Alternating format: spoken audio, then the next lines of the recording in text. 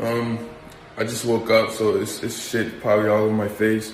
But I've just hit #1 on YouTube trending, 10 million views, and we #3 on Spotify. And I just want to say thank you to everybody,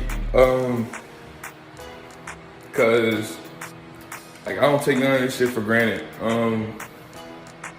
I appreciate you. I love you. This shit took a lot for me. Step out of my comfort zone like this. Yeah, man, I love y'all. Call me by your name, Montero. Just too cold, just too cold. Y'all know that it's gotta be cold if we say it to you just too.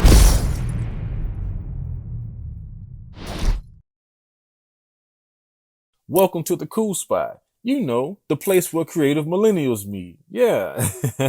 It is yours truly, Lamore Decina, aka Mr. Kool Spot. I just want to first off thank you guys for taking a moment out of your day and watching this presentation.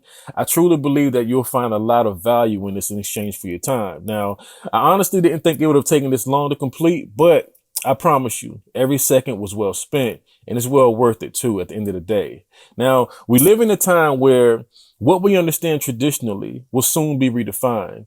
The way we view relationships will soon change. Our beliefs will be challenged, and our kids will be tested to see if what we taught them at home was even relevant.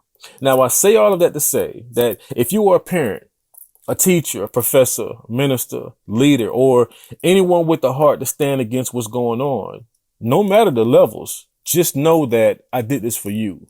I did this for us. I did this for our future. Now, in this presentation, I'll do a complete analysis of the Montero Call Me By Your Name video by Lil Nas X. Now, as a disclaimer, I'm not a professional psychologist, a mental health specialist, nor a counselor.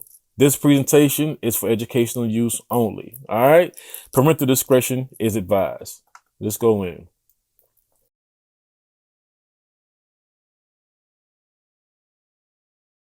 It was like the most real and the most even vulnerable at times I've ever been like on a song. What it represents, the song itself within the industry, it has so many key points, like even surrounding the song, like outside of the song itself, which is why it's going to be super important for me and for a lot of other people. It felt really great. Keywords to look out for in what he just said: vulnerable, industry, key points around the song itself. All these are subliminals. Keep in mind. So as we move forward, we're going to lay this thing out, build a case, and then we're going to get to the end of it and figure out what actually is the agenda that Lil Nas X is pursuing. All right, let's go. In life, we hide the parts of ourselves we don't want the world to see. We lock them away. We tell them no. We banish them. But here, we don't. Welcome to Montero. Storyline happens this night in the summer where I take a break from working on the album and I go visit this guy who's like an artist's house, because he's like, come visit my house or whatever. And I was like, okay. Boom, I get there and then I'm like, oh, I like this guy a lot. And then the next day I started writing the song. The song's called like Call Me By Your Name, which is like themed after the movie Call Me By Your Name. And the running like theme in that is call me by your name and I'll call you by mine. So it's my name. The song is my name, but it's the person's name because I'm calling them by my own name. You get it? Two things. First, let's address this explanation that he's sharing with the audience. He first described the situation he's involved with last summer, 2020, during COVID. He links up with another artist and realized, man, he actually liked this guy. He then follows up with that and states that he begins writing this song the next day. Ironically, he had watched the original film and everything seemed to align itself with the love story in the Call Me By Your Name movie. Now here's the kicker. The last thing that he says is this: The running theme is call me by your name and I'll call you by mine. He then states that the song is his name, but he's calling the person or the listener his name, and the person or the listener is calling him theirs. So what this means is that he recognizes the soul tie between himself and his fans. So the real message behind the title is to communicate his love and affection to his fans, knowing he will get it back in return. Now that may sound really good and very witty, but if you don't know the actual story or the plot of the movie and how soul ties work, this may go over your head. We'll get to it. Now, the second part is a twofer. And if you've been following Lil Nas X, you'll notice that he wrote a letter to his 14-year-old self. Timestamp, 14-year-old self. Remember that. All right? And the letter stated this: Dear 14-year-old Montero, I wrote a song with our name in it. It's about a guy I met last summer.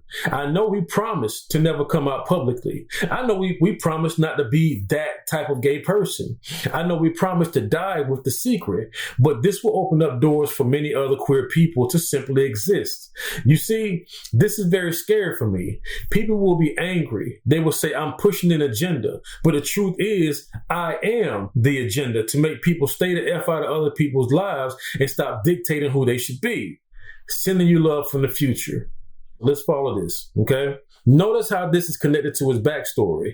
The promises he told himself he would keep since the traumatic experience happened in efforts to protect his 14-year-old Montero.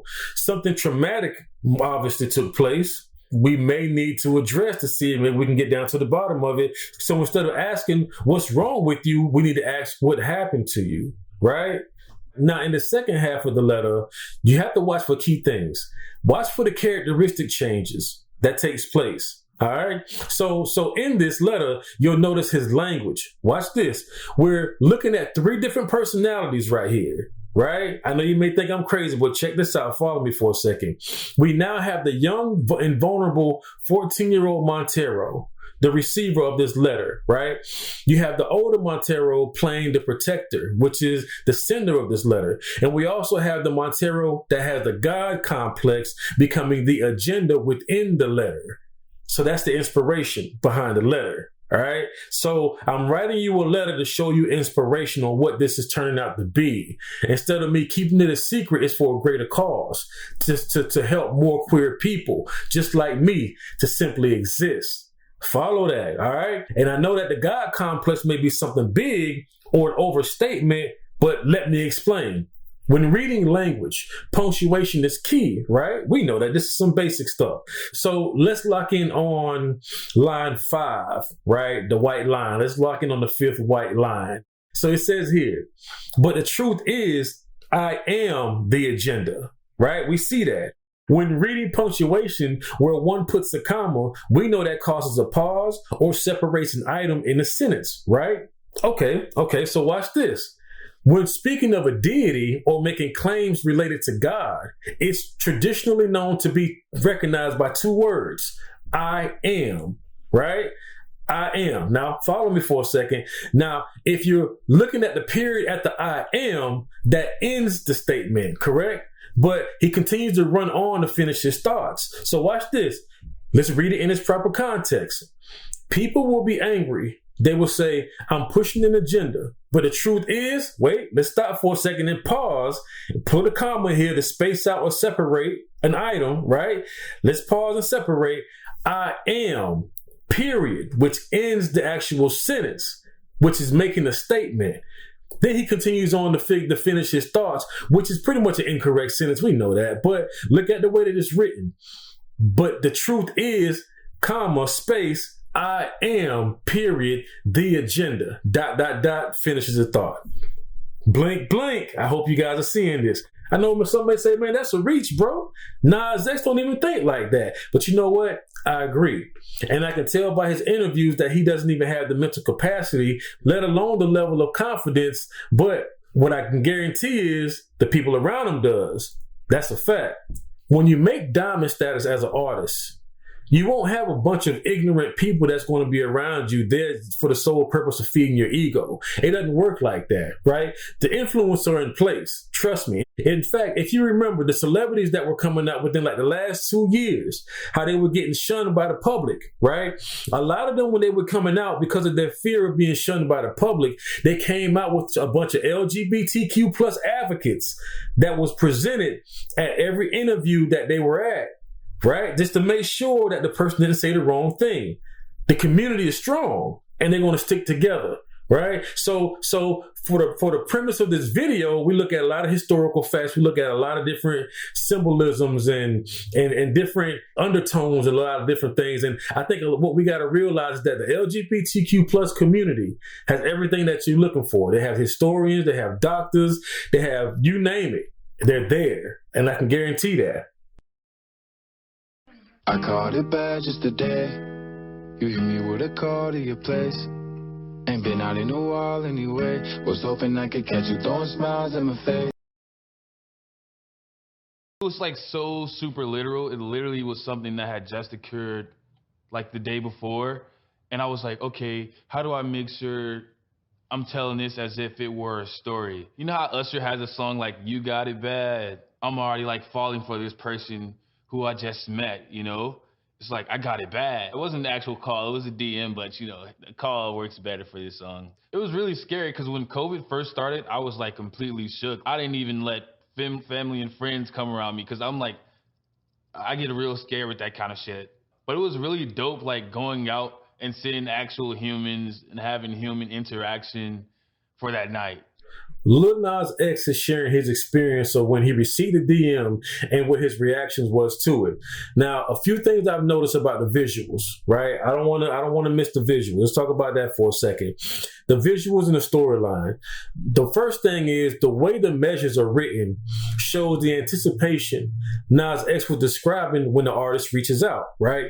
Now, if you watch the movie, you've noticed that the same vulnerability that Nas X describes is synonymous to the 17-year-old Elio, as he is totally obsessed with this 24-year-old student named Oliver. So going back to the visuals, in this intro was a clear depiction of the beginning, right? It makes me think of the 10 Commandments or the Adam and Eve story, for an example, right?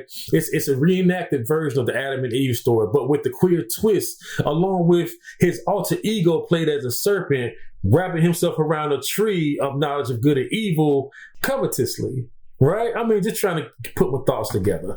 But what we will notice is that he uses himself as all of the characters in this video, which represents the different sides of who he is, as if he's always facing challenges on many levels within himself.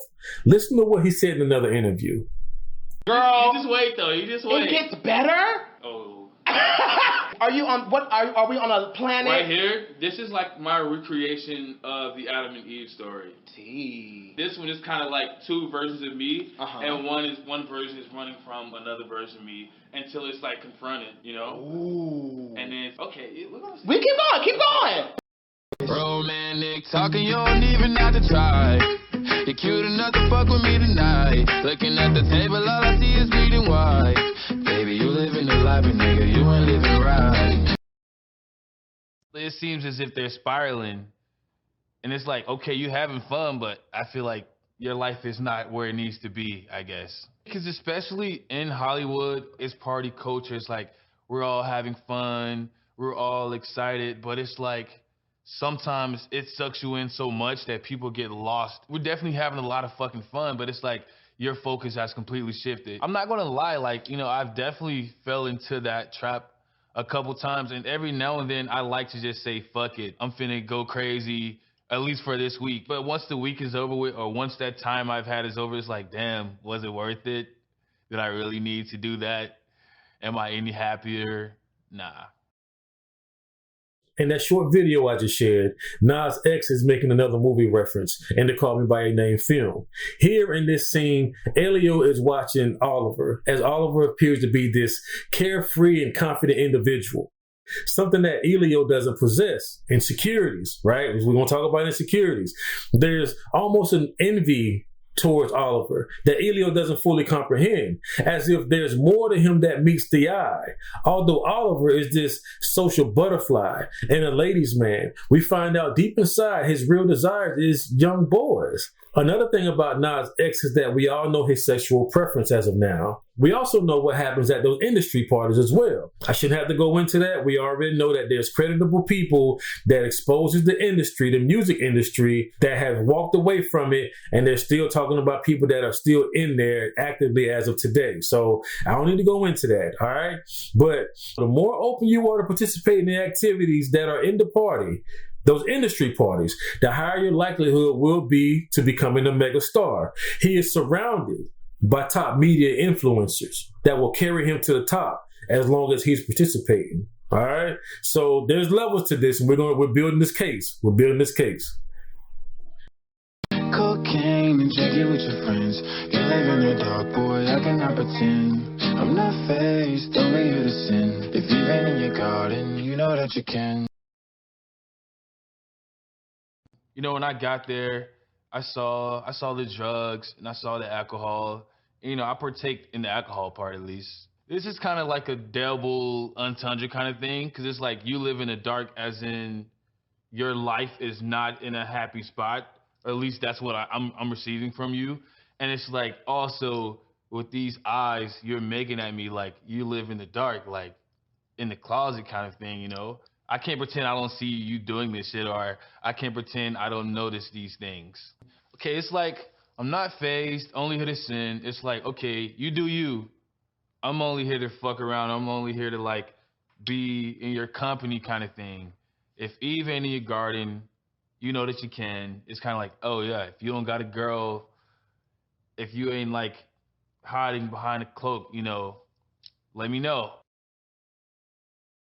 The first thing that I would like to point out is the parallel to what we just went over about Elio and his envy or curiosity and obsession towards Oliver. There's more to Oliver that meets the eye. What Lil Nas X is referencing is another direct correlation to the film, as we learn that Elio had a girl and Oliver was a ladies' man, but both were okay with other people being in each other's spaces, even after they were having sex together. The second part is kind of weird, because remember, Lil Nas X is facing himself, and every character in the music video is a direct representation of his views of self, right?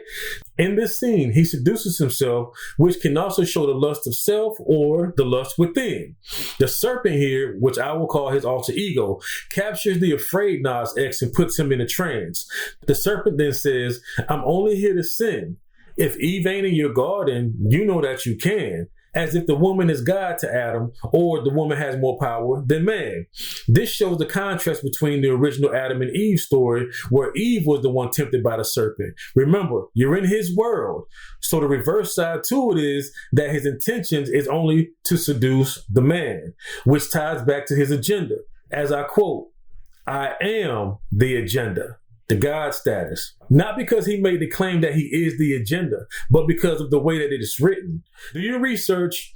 The video is totally a slap in God's face, right? And probably makes Lil Nas X the biggest troll in U.S. history. I think he superseded your boy 6ix9ine, Tadashi 6ix9ine on this one right here. That's my personal opinion. All right, let's keep it moving. Call me when you want, call me when you need. Call me in the morning, I'll be on the way. Call me when you want, call me when you need. Call me out by your name, I'll be on the way. Like, I mean, I watched that movie around the exact same time. It was like everything just lined up for this song to be created pretty much. And that was like one of the first like gay films that I had like watched. And I thought the theme was so dope, of like calling somebody by your own name as lovers and like trying to keep it between you two kind of thing. If you watch the movie, it's just like, it takes you to another world. The way everything is shot, the way the dialogue goes on, the way the background sounds are used, it's like everything about it's so artsy. And I was like, oh, this is cool as fuck. This is more than just that. All right, so two things to notice here. Notice how the hashtag hook is the name of the film, right? Call me by your name, okay? But this is how Lil Nas X uses it. He says this. He says, call me when you want. Call me when you need. Call me in the morning. I'll be on the way. Call me when you want. Call me when you need. Call me by your name. I'll be on the way. So he makes reference to love and affection to and from his fans, right? Well, partially. The hook was strategically set up to hashtag hook you mentally, right? This is where I'm going to use the word soul tie very loosely, right? And why would I use the word soul tie? And how does it apply? Well, I'm going to give you guys some movie science, right? There is a such thing as movie science. So let's look at this. First, we're going to look at the word soul tie. A soul tie is a linkage in the soul realm between two people. Again, a soul tie is a linkage in the soul realm between two people. How does this happen? Well, in the world of movie science, there's what's called a parasocial relationship. I know that may go over a lot of you guys' heads, but just follow me for a second. I'm going to build this case up, all right? So let's look at parasocial relationship. A parasocial relationship is a parasocial interaction, which refers to a kind of psychological relationship experienced by an audience in their mediation, which can be the television, radio, or the internet encounters with performers in the mass media, particularly on television. Viewers or listeners come to consider media personalities as friends, despite having limited interactions with them. I need you guys to catch that. Viewers or listeners come to consider media personalities as friends, despite having interactions or limited interactions with them. Blank, blank. I need y'all to move with me. All right, let's keep it going. So let's look at the breakdown of parasocial, right? Para is a prefix with many meanings, including alongside of, besides, near, resembling, beyond, apart from, or abnormal. The prefix para comes straight from the Greek. Social, which is the adjective. Here's the first definition. Relating to society or its organizations. The second definition is needing companionship and therefore best suited to living in communities. There's a noun thrown in there, and the noun says this: an informal gathering, especially one organized by the members of a particular club or group. Let's look at Kylie Jenner for an example. A lot of us know Kylie Jenner. She is the top paid influencer across all social media sites across the world. She has a brand, she's selling things, she's doing all kinds of stuff, right? So here we're going to use her for an example. I want to start this premise off by opening with a question that's going to bring my point across, right? Now, how many people around the world has Kylie Jenner impacted? That's the first question. Okay, because I need y'all to think about this. Now, my closing question to bring my point home is this: how many people does Kylie Jenner actually know personally? Or better yet, how many of these people knows Kylie Jenner personally? I need y'all to, that's a good question to ask, right? So follow me real quick. Para represents inclusivity. Social represents gathering, making it an inclusive gathering relationship. Right? It's all inclusive. It's a gathering relationship because we know that we're not just the only person that's connected to that person that we're looking up to, the influencer. There's more people. It's a group thing. There's a family that it turns into. Follow that now. So once we have an inclusive gathering relationship, now we have the proper understanding and the definition of a parasocial relationship, right? We're locked in. So my job as an influencer is to get you as the follower to look like me, talk like me, act like me, because I am the standard of wishful thinking. I am what you want to become. B. Simone, for an example, in 2020, she made a major impact in the Black community. You know, she had everybody on this baby girl and, you know, and that little sling thing that she does. And I said, yo, shout out to B. Simone. You know what I'm saying? She did her thing 2020. Shout out to the queen. But here's the thing. People just want to feel included, which is where inclusivity comes into play, right? Influencers create the gathering or the group, which provides a social life. When people fall in love, it turns into an inclusive gathering relationship, or better known as what? The parasocial relationship again, right? I want to make sure y'all get this, so I got to give y'all different analogies. Here we go. But when it all rounds up, it's still a what? Soul tie.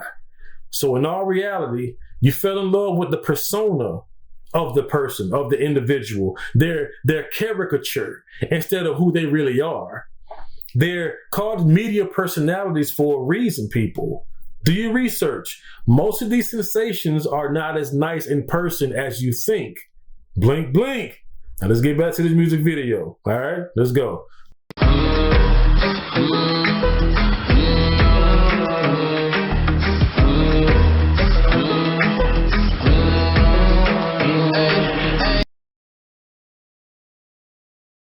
Well, with the humming, it's kind of used as a mating call almost. It's a whole different way to communicate with somebody. You know, he's like, or like, you know, it's like you're talking without saying anything, but the other person knows what you mean.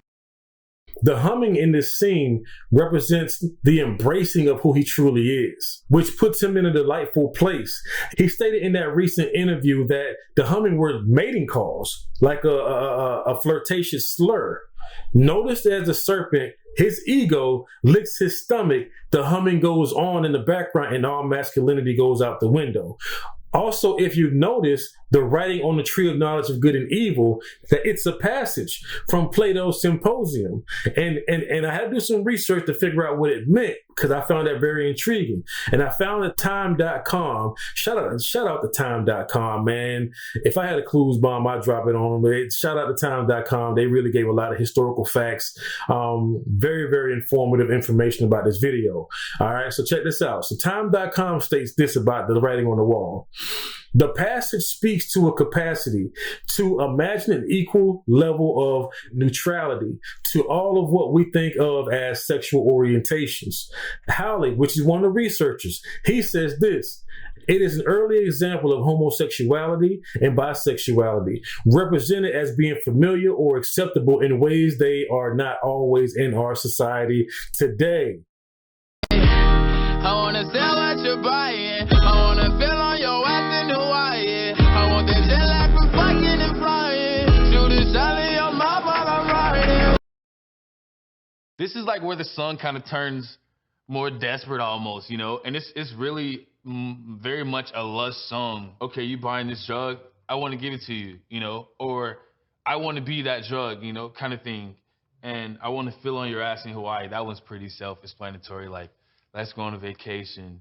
Let me feel on your ass. I want that jet lag from fucking and flying. Shoot a child in your mouth while I'm riding. When I said that in the studio, everybody just kind of like looked back at me. It was kind of a funny moment, but I was like, okay, it's about time that I say something out of pocket in a song. It's like the exact same way with when I put I might bottom on the low, but I top shit in Holiday, you know? It's kind of like, okay, let's normalize having these fucking lines in songs the same way, you know, somebody might talk about fucking a girl or fucking a guy, you know, with opposite genders, you know? I feel like that's really important for representation in general. And this is going to open more doors for one day when somebody says this, it's like, oh, that person said that, and not even think about it, you know? Did you notice the shift in his character in that short clip? Did I mention that he has a God complex? I don't know. I hope you got this. That's the second reference now. As a second reference, we're going to count him as we go along, because he starts off as this laid-back young fella, but he has a really, really big ego, and it's going to show by the end of this video. All right? Now, let's look at this scenery. Studies have shown that Lil Nas X is portraying himself as a Christian martyr, and the traditions of the Roman Catholics getting murdered for his faith inside of the Colosseum. Now, this is key. Here you will see him being condemned while being walked by two guards, which is clearly himself, revealing the idea of banishing himself due to what he believes. Again, we talk about insecurities, which is another correlation to the 17-year-old Elio in the original film. All right. So in other words, he considers himself an outcast. Again, the visuals is a reflection of his inner dealings. The idea of being martyred is to suffer persecution and death for advocating or refusing to renounce what one may believe and dying by that. So this is a matter of faith, which means that he is willing to die for what he believes. His lifestyle is solidified. He is living unapologetically queer because he is the sacrifice. Another thing to always pay attention to are the words spoken at certain timestamps in the video. I'll let him expose that in the next part. I'm going to go back over what I just showed you guys.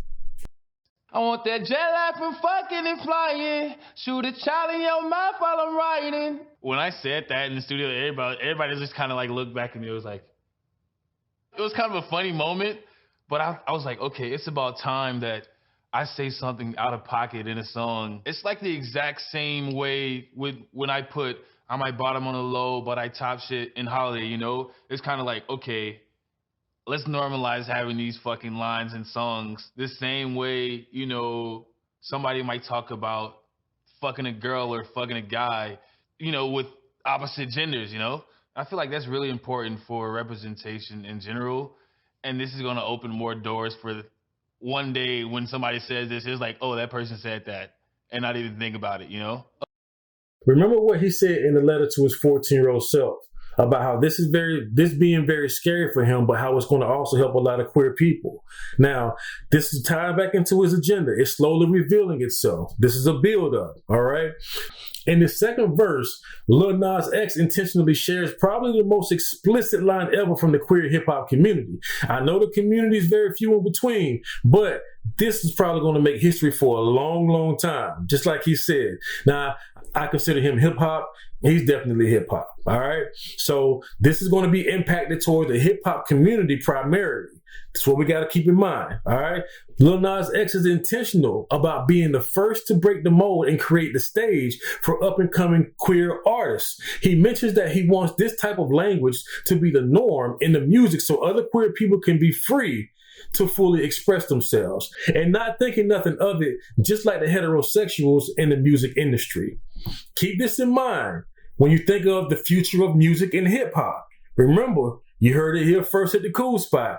Forecasting is the thing here at the Kool Spot. So the future of hip-hop lies right here in this video. Pay attention, people. The other thing I've learned about the original film is that I've learned that the director's intentions was to remove the gender separation when defining the word love. And I gotta give him credit. I'm not gay, I'm not queer, but he did a really, really good job in this movie with portraying that image of love. Right? Because love, this is his ideology. Love should not be restricted between a man and a woman. And the emotional journey that he portrays in the movie shows the same love response between two queer men, creating a new form of the definition of love. Oh, I mean, a sign of the times every time that I speak. A dime and a nine, it was mine every week. What a time and a climb, God was shining on me. Anything I do or say, it's me opening my mouth, and a lot of people see it as me opening my mouth for so many people. And not because I'm Lil Nas X, but because of my identity itself too. It's a sign how things are changing and how fast things are changing. This song is a sign of the times, you know? This album that I'm creating is going to be a sign of the times. A dime and a nine, it was mine every week. What a time and incline, God was shining on me. Dime and a nine, it was mine every week. 10 plus 9, you know? I'm sitting at the top of these charts 19 weeks. It's like a dime and a nine, it's mine every week. It's such a great time in my life. How fast things are going up, you know? God's shining on me. God's looking at me, he's like, okay, I fuck with you. Pretty much. Okay, I gotta give him one up on that line. A dime and a nine, it was mine every week. That was dope. But the concept of God effing with you, bro, while you simply mock him openly with no regards to the people that are tied to it, bro, I can't agree with you on that. You know what I'm saying? I think there's also a difference between what the universe provides based off of universal principles. So it's all about lining up to obtain the blessings and the riches and the glory. But I think the heaven and hell aspect and the real connection to God, those are two different aspects, what we're talking about. So the universe is one connection to God because God is creator of the universe, right? And that's in Hebrews chapter 1, right? Within the first 4 verses, you'll see that exposed in the Bible. But then you also have the universal principles or universal law that are also in place. So you have the connection with God, which leads you back to heaven, but you also have the riches and the glory and the things on earth that you could also attain by the power, through the powers of the universe in itself. So there's two different aspects to it, little bro. Definitely something we got to talk about and break down and get more meat from it, all right? But check this out. Lil Nas X, yeah, he's on a fast track to stardom. And at this point in time when things are being redefined, like think about pre-COVID-19. Pre-COVID-19 was the end of the last era. And now post-COVID-19 is the start of a new one. So a lot of things have changed within a year's time, for sure. And Lil Nas X is making a statement. He will be a part of that major shift that is taking place in our culture. Right? We are living in a time where the traditional homes are under attack, and gay rights has superseded what the Black civil rights movement has been fighting for since the 1950s. And now one thing is for sure that you cannot deny is the gay rights of any Black or white or any color gay or transgender man or woman. Lil Nas X will become the staple for the new trend in the LGBTQ plus communities and the face for the younger generations. And one of the biggest misconceptions is that God is shining down on you for mocking him in his face and living the lifestyle that's contrary to the standards of his word. That's a lie. And one of the biggest lies ever, bro. Come on, man. So let's talk about this. Now, here's my allegations. I'm allegedly speaking here, but I have reason to believe what I believe, and we're going to get to that. We're going to expose all of this, all right? So Lil Nas X, we noticed that every time somebody puts a comment or a post out about him not making it into heaven, a God reference or heaven to hell reference, he laughs about it. He scoffs at it, right? But my conclusion is this. Remember, this is me speaking allegedly, but I have reason to believe this, and I'm going to prove it in this video. Lil Nas X does not believe in heaven or a hell. He's non-theistic. Non-theistic people don't even believe in God or Satan. So he's laughing because people are thinking that, oh, well, you ain't gonna make it into heaven. But in his mind, like, I'm already in heaven. But there will be a time where judgment comes, and it will determine whether he's going to have this chance to dance on the devil's laptop, right? On his laptop, or be able to repent and turn from those wicked ways so he can have an opportunity to make it back up upstairs. All right. And we're going to talk about that more in depth in the details as far as the whole Satan aspect, the belief system, the non-theistic thing. When we talk about the Satanic Temple, we're going to break all that down and tie everything together there. All right. We're getting to that really soon. Here's a scripture that I have for Lil Bro and for everybody that supports him. Romans chapter 2, verse 6 through 8. It says this: he will render to each one according to his works. For those who by patience and well-doing for glory and honor and immorality, he will be given eternal life. But for those who is self-seeking and do not obey the truth, but obey unrighteousness, they will be wrath and fury. Now I can't leave, and now I'm making hella Italy. Never want the niggas that's in my league. I wanna fuck the ones I envy. I envy.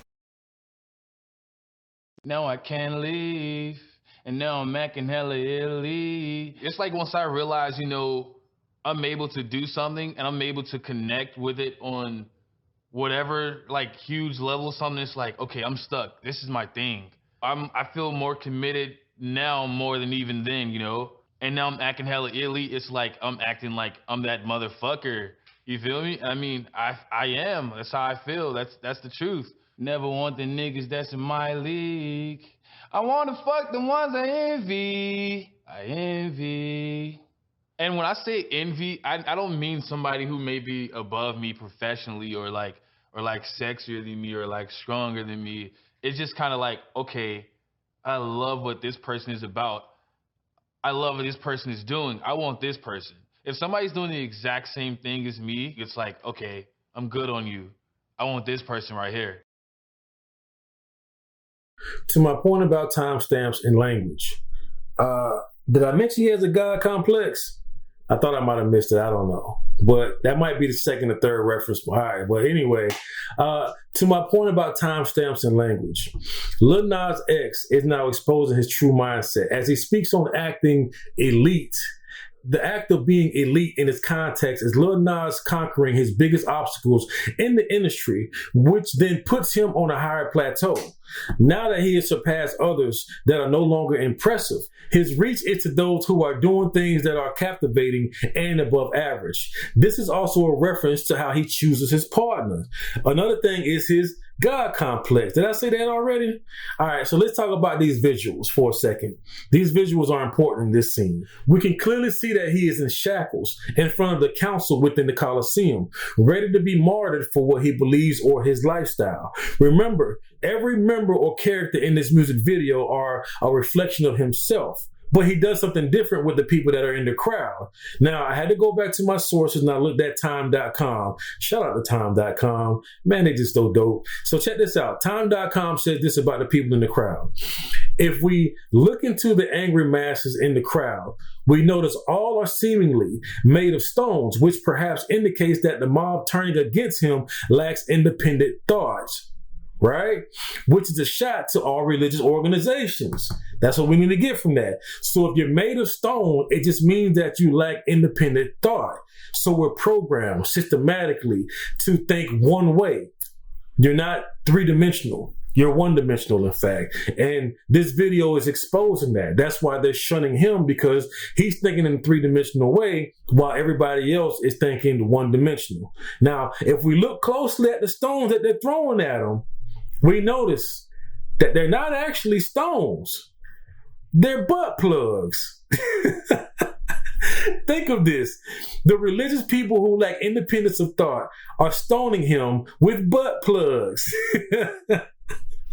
This has to be the biggest mockery towards any religious group that's watching this. There's something to his background we have to inquire about. I'm telling you, there's something wrong, because he wrote a letter to his 14-year-old self. He spoke of protecting his 14-year-old self to now having the God complex and pushing his LGBTQ plus or sex positive agenda, which is what we're going to find out after this, on the younger generation. He also inspires a lot of adults, which is true, but his target, his demographic, is a younger group, people that's his age and younger, 20, 25 and younger. You know what I mean? Or 21 and younger even. Because a lot of those same young folks are looking for identity. They're looking to find out who they really are. A lot of young people are exploring to see what they like and what they don't like. And Lil Nas X is going to be the face to lead them and guide them. He's going to be the Christ for the younger generation to lead them into this sex positive LGBTQ plus movement that he's pursuing.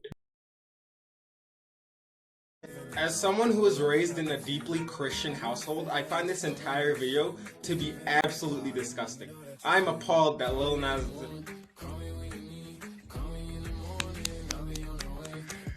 As someone... Cocaine and drinking with your friends. You live in the dark, boy, I cannot pretend.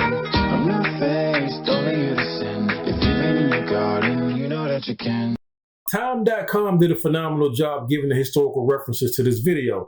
Shouts out again to Time.com. Y'all get all the praises today. Big up to you guys at Time.com. They report this. When Lil Nas X starts to ascend to heaven, a crucial tweak is made. He is greeted not by St. Peter, but a male angel resembling the Greek mythological figure. Ganymede, according to lores, was a boy whose beauty was so intense that Zeus turned him into an eagle and carried him into Olympus. He has long been a symbol of homosexuality, also included in Shakespeare's As You Like It.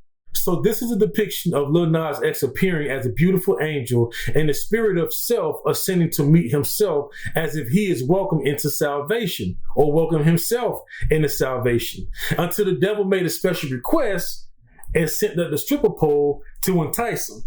Okay, so in the auditorium moment, This is like me kind of like banishing myself. I'm like, okay, you're not allowed. You're not like us. You can't be a part of this, right? And so they basically kill him. that's what the judges were. Yeah, they're like no, girl, you're tired. No. And then they kill him, right? And then your body And is he floats up, and then he just you're about to see. Cause was that a god that came down with the stripper pole? That was like an angel. It was an angel. I was about to enter heaven. And it's kind of like a metaphor of like enter this good space where everybody loves you, right? But you're about to see. Call me when you want, call me when you need. Call me in the morning, I'll be on the way.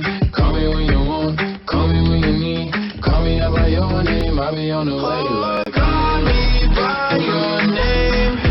Tell me you love me in private. Call me by your name. I do not care if you're lying. Call me by your name. Tell me you love me in private. Call me by your name. I do not care if you're lying. This is probably when the lust gets the most desperate. Tell me you love me in private. Like, I don't care if, this is not a public thing, or I don't even care if you don't really mean it. Just say it, maybe I'll believe it. That's how a lot of people feel every now and then, like in certain relationships. Sometimes you get too simp. You become the simp too hard. You down too bad. And that's how I felt at that moment. So this comes after one of those periods where I had like my little spiral moment where I'm just doing all shit like drinking, smoking heavily, and fucking people, And it's kind of like after such a long time, I'm like, okay, I want you. This is what I want. I don't care. I don't care if it's not real. Man, he just gave the worst relationship advice ever. Like, are you serious?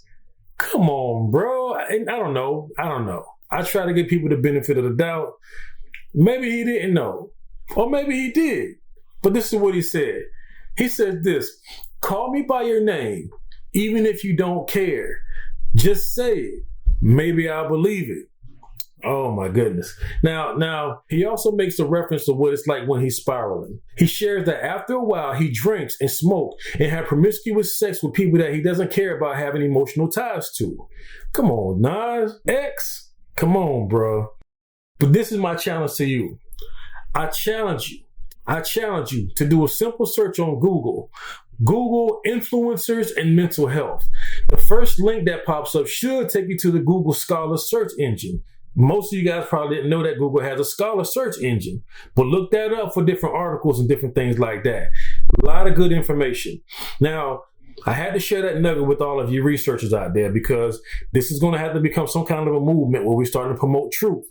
People doing their research. Stop letting media feed us. All right? So dig in and let's finish this up because I got more to talk about. Let's go.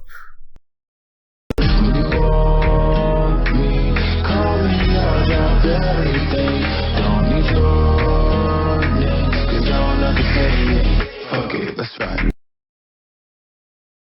When you want me, call me, I'll drop everything.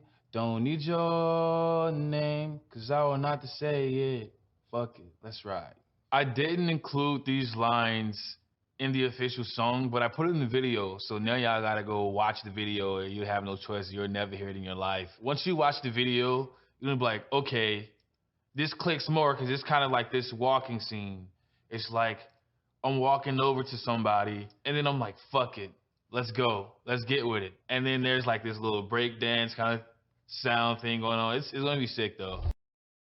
I want to go back and add to what he said earlier about spiraling. There's a deeper revelation to it, an emotional tie, and there's an emotional up and emotional down that's attached to it. What he was revealing was a desperate position when he spiraled, right? It's when he's spiraling, he's yearning for companionship. When he's spiraling, he's in fear of being lonely. When he's spiraling, he's actually crying out for help. Think about it, right? If you've learned to suppress very well, you've created an unstable mental gate that on and off blocks out traumatic experiences that you're running from. On the outside, you look good. You look strong even, but you're damaged severely on the inside. Every great suppressor has a trigger. And for every trigger, we need a vice to help us cope. For some people, it's either sex or promiscuity. For others, it could be drugs or alcohol. For some, it may be pain or tattoos. And for others, it may be food. We got to find our vices, though. But the reason for that is because every time we have a moment, our brain takes us back to that exact traumatic experience. The brain then sends off the exact stress signals, alarming the same stress hormones, then causing the body to react to it as if you're reliving the experience all over again in real time. This becomes the thing that we all run from. It's the fear of the body taking over and taking us into a nervous breakdown all on its own. How many stories have you heard about super celebrities passing out in the middle of their live performances? It's a clear sign of unresolved issues. And the cycle runs again. They're not role models to anybody, and they know that. But what's disheartening is when we create a soul tie and get involved in a parasocial relationship, we find ourselves mimicking the ways of that person we're following. We listen to that person for guidance as if that person has it all together. In our reality, they don't. It's a setup for failure.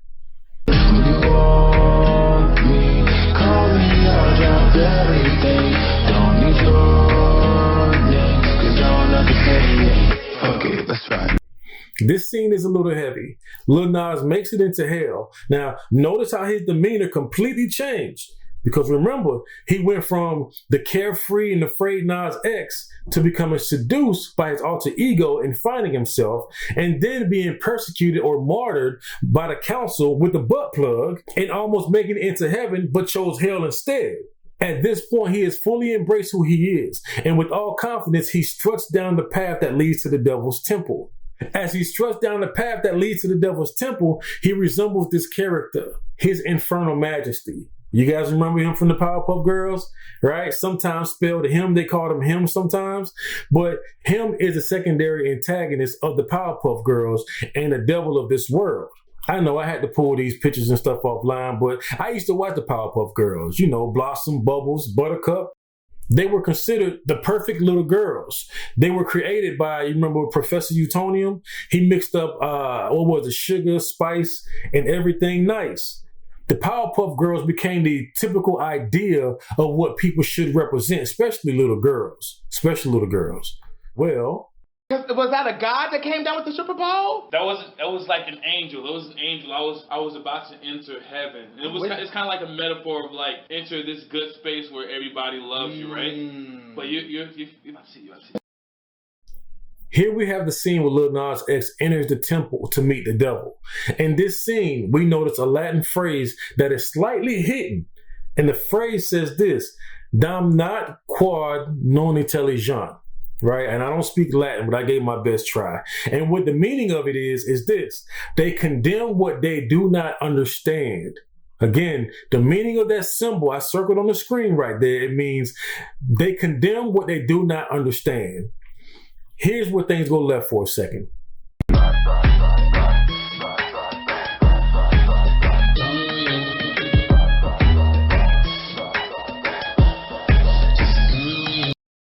Let's talk about the Satanic Temple for a few. Trust me, it's relevant. The Satanic Temple was founded by these two fellas. Here on the left, we have the founder, Kevin Sollins, also known by his pseudonym, Malcolm Jari. Shout out to his first name. I like that Kevin is spelled with a C. That's just me. Don't mind me, all right?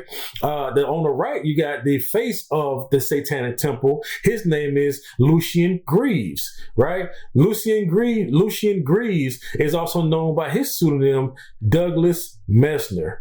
Pay attention to this, though. The Satanic Temple is a non-theistic religious group based in the United States, but has become a global movement. The group uses satanic imagery to promote egalitarianism, which is the doctrine that all people are equal and deserves equal rights and opportunities. Does this sound familiar? Remember the sign on the tree, right? Remember the sign on the tree. Okay, so watch this now. They also address social justice and the separation of church and state to support their mission to encourage benevolence and empathy amongst all people. Now we have to address two major things. That's going to bring all this full circle. All right, check this out. The first thing that we're going to look at is the Baphomet. The word Baphomet has been in use since 1119, but the first full depiction was created by occult leader Eliphas Levi. He was born Alphonse Louis Constant, all right? So since 1856, the name Baphomet has been associated with the Sabbatic goat, which is an image drawn by Eliphas Levi, which contains binary elements representing the symbolism of the equilibrium of opposites. To put it in short terms, it's the symbol of the equilibrium of opposites. So that's what the original depiction represents. So the picture that you see here in the middle, you see his signature at the bottom. This is the breakdown of the picture.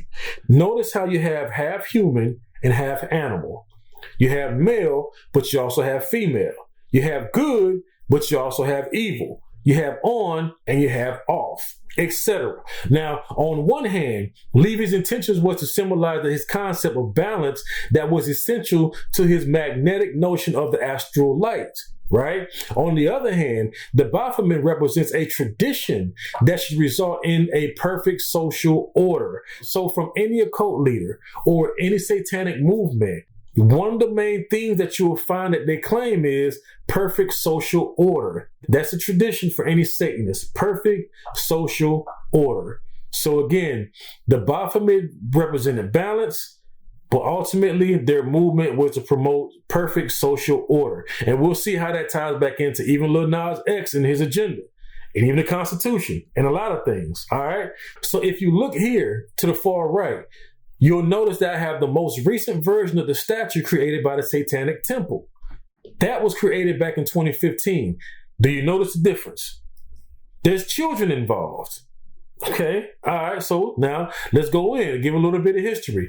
Other occult leaders like Aleister Crowley or Anton LaVey are staples in the occultic world. Most people get the Church of Satan and the Satanic Temple confused. The Church of Satan was short-lived by Anton LaVey. The Satanic Temple is not foreign to the Church of Satan. We'll talk about him in another time. Here's what the director of the documentary Hail Satan had to say in a recent interview. Surrounded by children. That's Baphomet. Yes. Right, okay. Can you paint a picture of what this deity they're trying to put next to the Ten Commandments? Yeah. What is it? It's a great image. What is it? So I'm going to describe it. It's got it's a bronze monument. It weighs 1.5 tons. It's got a goat head with a pentagram on its forehead. It's got Iggy Pop's chest, explicitly. And it is flanked by 2 children who are kind of adoringly looking up at it. And it's got sort of ambiguous gender elements as well. Yeah, I like that sentimental aspect with the children. It's like it's for the kids, you know. It is, and you can sit in its lap. So it's nice to take pictures and stuff. That's lovely, and it outrages people. Like it really, people don't regard it as a joke or as a troll thing. They really are terrified by it, right? Yeah. Christian groups are. The media is worried about it, especially Fox News, as you love to point out. You like to poke them a little bit. Not me. They do it. I'm just showing you. You like to show it. I like. Let's not pretend you don't get a little joy out of it. Why don't you back off and let people live their lives? In fact, why don't you do that, Lucian Graves? Right, exactly. If indeed that's your real name. Because religion is a protected class. So yeah, whatever. Either take you're away making the a nonsensical point, and I think you should crawl back into your hole. So the question on the table is, how did the Satanic Temple surface so fast? Well, by becoming master trolls of the Constitution. The Satanic Temple received global recognition early on after their establishment by mastering the art of trolling the Constitution. I know it sounds crazy, but they mastered the art of trolling the Constitution to gain global recognition. Now, this is how they did it. Trollishness, and how does that trollishness transform into something else? So the Satanic Temple is a religious organization for Satanists. Satanism predates the Satanic Temple. It's been around for about 60 years as a religious identity, a small religious identity. It's been around for 60 years. So the Satanic Temple seeks to gather up all these Satanists and advocate for their religious equality in the public sphere. And the way that they do that is that you kind of look around the United States of America and you find places where the evangelical right has decided that they want to bring religion into the public sphere, if that's prayer in public schools or, monuments on public land or prayers before government meetings. The Satanic Temple says, great, well, you've now opened the public forum for religious expression. Since we can't discriminate amongst various religious expressions, we also would like to participate. And then mayhem ensues. That's the kind of storyline for each one of these actions. And they've had dozens and dozens of similar actions around the country.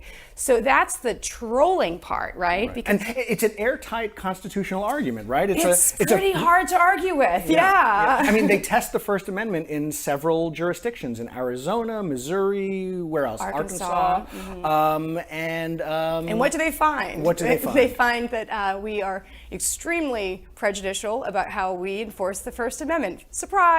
Okay, so here's the entry point. They utilize the Constitution to bring up the argument of separation between church and state. The separation of church and state is about the political distance in the relationship between religious organizations and the state. Conceptually, the term refers to the creation of a secular state and to disestablish one, or the changing of an existing or formal relationship between the church and the state. The exact phrase separation of church and state is derived from the wall of separation between church and state, a term coined by Thomas Jefferson. Let's look at a few keywords here in the short paragraph. A secular state, right? Secular state is one of the things that I want to highlight here, because this is what's going to make and break everything else that they did, how they were established, how they gained global recognition, and how they were able to master the art of trolling the Constitution, right? So a secular state is an idea pertaining to secularity, whereby a state is or purports to be officially neutral in matters of religion. Right? Listen to that. A secular state is an idea pertaining to secularity, whereby a state is or purports to be officially neutral in matters of religion, supporting neither religion nor irreligion. A secular state claims to treat all of its citizens equally, regardless of religion, and claims to avoid preferential treatment for its citizens based on their religious belief, affiliations, or lack of either over those with other profiles. So the argument became this: well, if we are allowing the foundation of this country to be a quote unquote Christian thing, then why should there be a First Amendment? Well, here's what the First Amendment says. The First Amendment says this: Congress shall make no law respecting an establishment of religion, or prohibiting the free exercise thereof, or abridging the freedom of speech, or of the press, or of the rights of the people peaceably to assemble, and to petition the government for the redress of grievances. And if this is the case, why is Christianity the religion of choice? They went on as far as crowdfunding to raise their own Baphomet monument just to put next to the 10 Commandments at state capitol buildings across the U.S. This is the art of massive trolling. What's also interesting is that they were able to obtain their global recognition as a documented religion early 2019. Now they have the same rights to have tax write-offs and receive governmental benefits across the board. I had to look into this myself because it was a little fishy to me.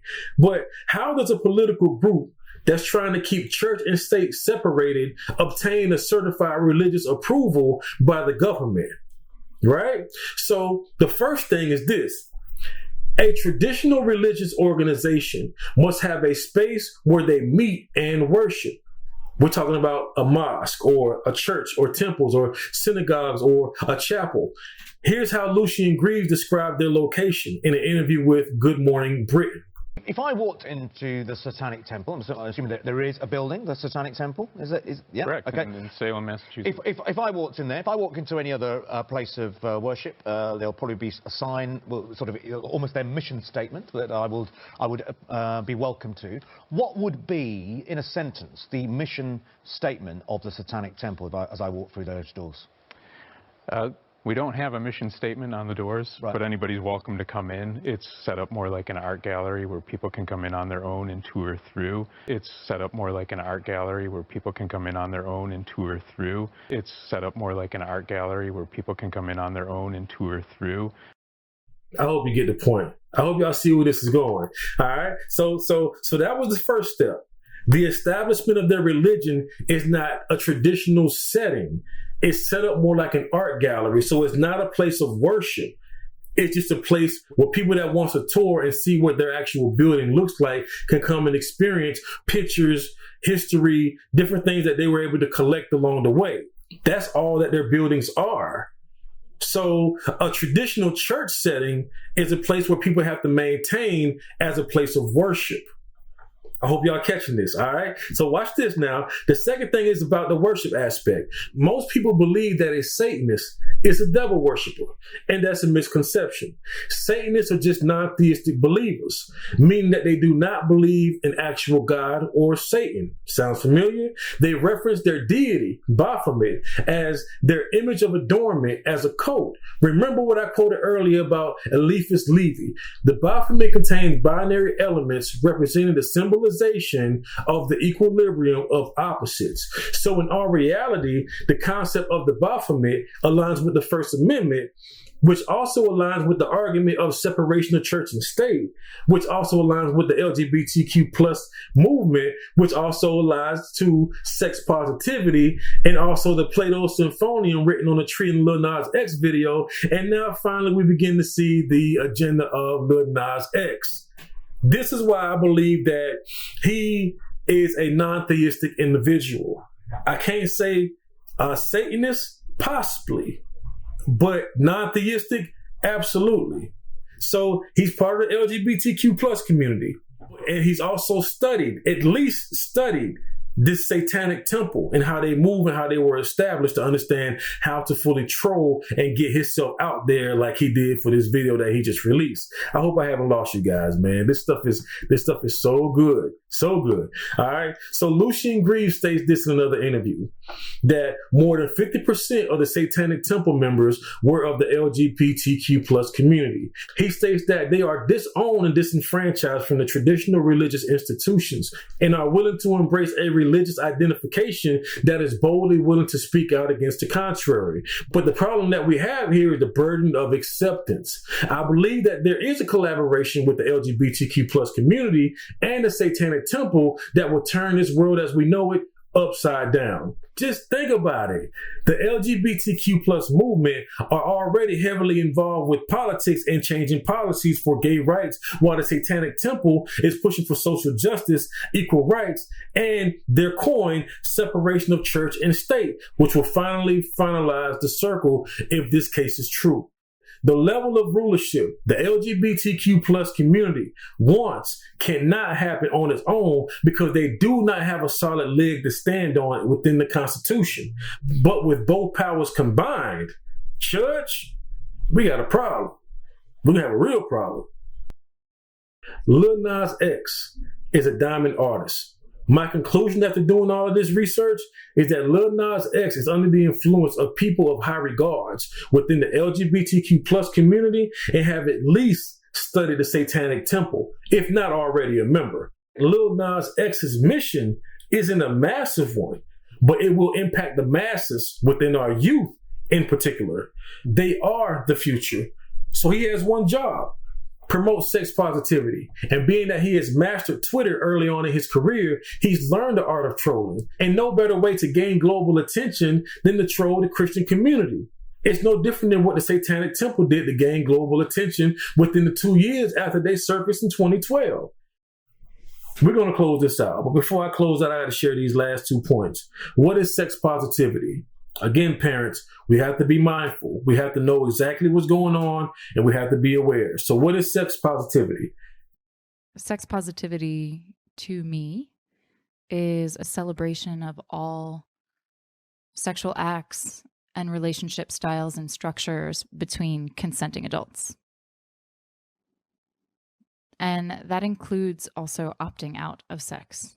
So asexuality and demisexuality are included on that spectrum and are to be respected and celebrated as the choices that people want to make. It is a celebration of the choices that people make regarding their sexuality, but it's predicated upon honesty. So knowing yourself, knowing your desires, communication, being able to tell other people what they are, asking for what you want, and mutual respect. Having a non-consensually, non-monogamous relationship is not sex positive. Right. Or as Dixie said in my most recent episode, she's like, no, that's not sex positive. You're positive you had sex. You know? It's cheating. Non-consensual, non-monogamy. Yes, she wasn't actually talking about that topic. But I think what's important about sex positivity is the celebration of a myriad and also ever evolving array of choices that people can make. And also what I find implicit in it is the sense that it will evolve throughout our lifetime. It will change our preferences, our desires, and maybe even our relationship styles, or maybe even how we think we are wired, or what we think of as our species, as Reed Mahalka would say. That might change throughout our lives. So a few things to consider as I close out. And I'm going to share a few scriptures after this, but a few things to consider in the world of forecasting. In the world of forecasting, especially pertaining to this video that I just did, in my conclusion, I had to start looking at a few different groups, not just two, but there's a few. The first group that we had to look at is the hip hop community. Lil Nas X is a hip hop artist. So as a hip hop artist, he is actually paving the way for other artists to come in. That's of the same genre or his same culture. So we understand that hip hop has a major, major influence on people around the world, from adults to the children, because a lot of people are actually raised from hip hop itself. So hip hop molds the character, hip hop molds the trend of what's going on and what's live and what's popping. So things to consider is hip hop.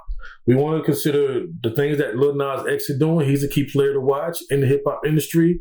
The other thing about hip hop is how hip hop is going to change soon. I give it the next 5 to 7 years. We're going to see a major, major spike and a shift in hip hop. The other thing that you want to also pay attention to, now that we have more understanding and insight of the Satanic Temple, let's start watching that group. We have to be able to watch that group. We have to be able to see what they're doing, how they're trolling, their new ways of getting attention, how they're challenging the Constitution, how they're challenging our government, and how they're also using the government on the flip side to obtain benefits from them. So pay attention to that. The LGBTQ plus community, they're another group as well, because they're practicing sex positivity. I just shared a video about sex positivity and what that represents. And that's the thing that we want to make sure that we're educating our kids on. So everything that we went over here, please study it, research, do your own research, put it in your own words. I've learned in my way of thinking, I think I have a learning disability because it just doesn't stick if I can't rephrase it into my own words as far as what I've learned, then I haven't obtained it. So it's kind of like a bit of autism for me on my behalf, but I think at the end of the day, once I get it, I get it. But I've learned that about myself. Learn your learning styles and how you are to do your research, study, so you can implement new things into your life, not only for yourself, but for your kids' sake and for your neighbor's kids, all right?